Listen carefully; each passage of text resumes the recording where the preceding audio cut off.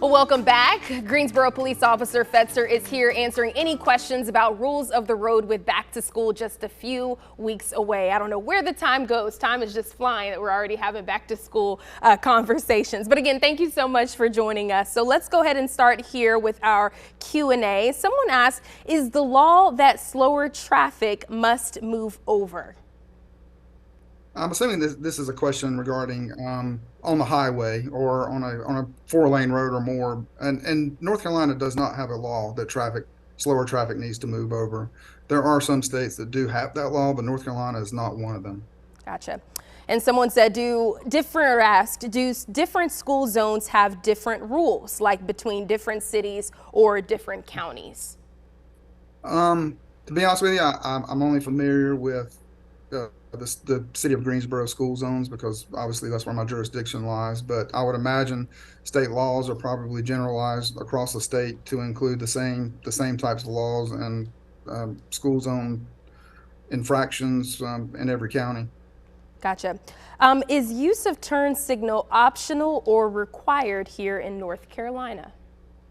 So the use of a turn signal is required if your action as the driver affects other motorists on the road. If you're changing lanes or making a turn, and that action is going to affect the movement or um, possibly impede another driver on the road, then yes, you are required to use a turn signal.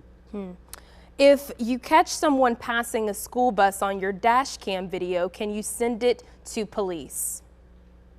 Yes, you can. You can send it to police. What we would need, though, if we were going to make any type of enforcement action based on that video alone, we would have to be able to identify the driver of the vehicle, and of course, a license plate would also be helpful.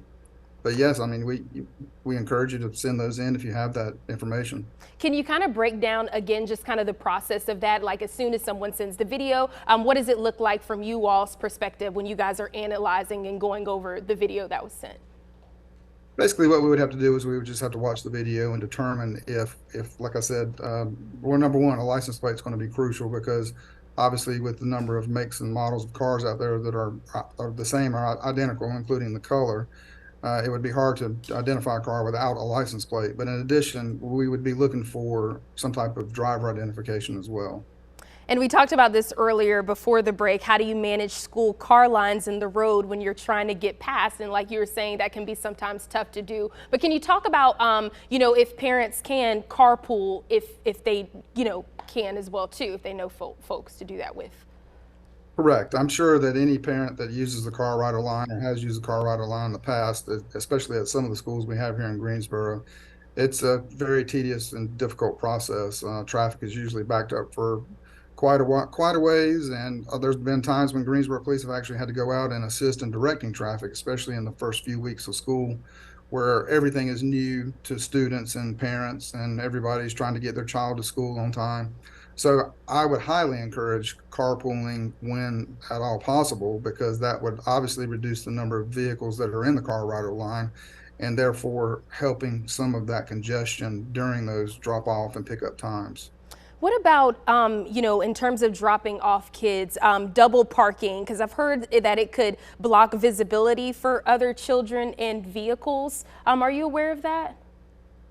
No, I'm not personally aware of that, but I mean, I know what you're speaking of, and I Mhm. would definitely say that I understand the concept. If you're trying to get to work and you're trying to drop your child off and you just want to park real quick and run them inside and then come back out, but that could cause some other issues, obviously, depending on where you're parking, and if you're parking in a manner that blocks other parents that are trying to get their kids to school, then it certainly could cause some issues. Talking about just the importance of safety and still dropping off kids, can you talk about, have you ever seen, people maybe loading or unloading children across the street from the school and the importance of making sure you drop them off, of course, as close to the school as you can? Yes, 100%. Yes, we have seen that before, where it's a lot easier just to drop your child off across the street and have them run across the road, and we don't recommend that, obviously, for very obvious reasons. Especially in a school zone or a school area where it's just so congested, there's just so much traffic around. It's just best to leave earlier if you have to, and just make sure that you drop your kids off or pick your kids up at the appropriate place. Someone's asked, do officers pull people over for texting and driving? Yes, it is against the law to text and drive in the state of North Carolina. And then someone else said, what about construction zones? If barrels are out but no workers or trucks on site, is it legal to not slow down? Well, it's always recommended to do the speed limit, and if it is an active construction zone and there are workers in on site, then yes, obviously you have to drive the reduced posted speed limit for the construction zone.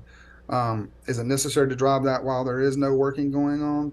It's not against the law, but there are, there are obstacles on the road, obviously, with barrels and cones and everything. So I would certainly recommend continuing to maintain that posted construction speed limit sign, even though there may not be any workers on the road.